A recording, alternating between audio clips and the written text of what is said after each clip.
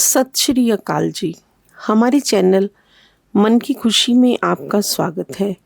आज हमने सिख इतिहास में गुरु गोबिंद सिंह जी की शादियों को लेकर फैले मिथ्यक को सुलझाने की कोशिश की है। गुरु गोबिंद सिंह जी ने कितनी शादियां की? सिख इतिहास में इस बात को लेकर कई भ्रांतियां हैं कि गुरु गोबिंद सिंह जी ने सिखों को एक शादी का हुक्म दिया और स्वयं 3 शादियां कैसे की।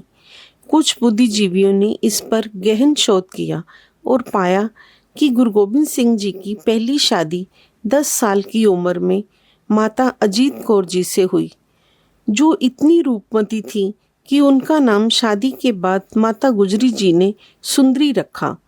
इसके बाद वे मायके चली गई। उन्हें वहाँ भी सब सुंदरी कहने लगे। 17 साल की उम्र में जब गुरु साहब जी माता जी का मुकलावा लेने के लिए आए, ये कार्यक्रम बहुत धूमधाम से हुआ, जैसे कि शादी हुई हो। इसलिए लोगों में ये भ्रांति फैल गई कि गुरु साहब जी ने शादी की है। और कुछ लोग जो गुरु साहब को बदनाम करना चाहते थे, उनका भी इसमें हाथ है। कुछ इतिहासकारों ने गहन शोध किया और पाया कि गुरु साहब की दूसरी शादी की तारीख वही है जो माता सुंदरी जी के मुकलावे के समय की तारीख है। इससे सिद्ध होता है कि माता अजीत कौर जी और सुंदरी जी एक ही है। दोनों अलग अलग 2 पत्नियां नहीं हैं, दोनों एक ही है। और उनकी दूसरी पत्नी माता सैब देवा जी, जिनका जन्म 1687 में हुआ, वे बचपन से विलक्षण बुद्धि की मालिक थी। उनके चेहरे पर अलौकिक तेज था, अनोखी आभा झलकती थी। अपने बचपन से ही वे तोतली आवाज में भी गुरबानी कंठस्थ करके गाती थी और हमेशा ध्यान में रहती थी। 3-3, 4-4 घंटे ध्यान में लीन होकर रहती थी। उनके शरीर से एक अलौकिक प्रकाश निकलता था, जिस कारण सब लोग उन्हें बचपन से ही माता जी कहकर बुलाते थे। गुरुद्वारे की संगत भी उन्हें माता सैब देवा जी कहते थे। सैब देवा जी संगत की बहुत सेवा करती थी और उनके अपने माता पिता भी उनको माता जी कहकर ही बुलाते थे। जब थोड़े बड़े होने पर उनके माता पिता उनके लिए वर की तलाश करने लगे, तो माता सैब देवा जी ने अपने पिताजी से कहा कि आप कोई तलाश ना करें, मैंने गुरु साहब को ही अपना सब कुछ मान लिया है। ये हमारा कई जन्मों का नाता है।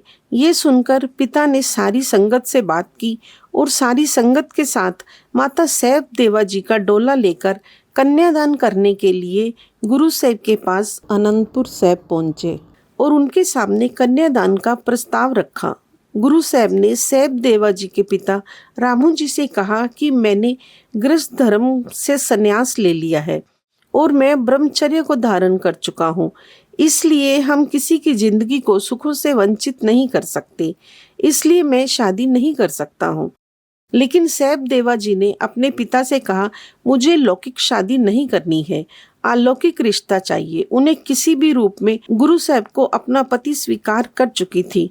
उनकी श्रद्धा के आगे गुरु साहब को झुकना पड़ा और उनका विवाह गुरु साहब से हुआ। ये दुनियावी शादी नहीं थी, अलौकिक शादी थी। शादी के बाद माता जी ने अपना पूरा जीवन गुरु साहब और उनके परिवार और संगतों की देखभाल में ही पूरा जीवन अर्पित कर दिया।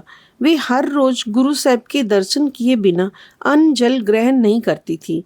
उनकी इसी सेवा भाव से प्रसन्न होकर और उनकी माँ बनने की इच्छा को पूरी करने के लिए उन्हें खालसे की माँ होने का सम्मान दिया गया। आज सिखों को अमृतपान करने के बाद सिखों के धर्म पिता गुरु गोबिंद सिंह जी हैं और धर्म माता सैब कौर जी हैं।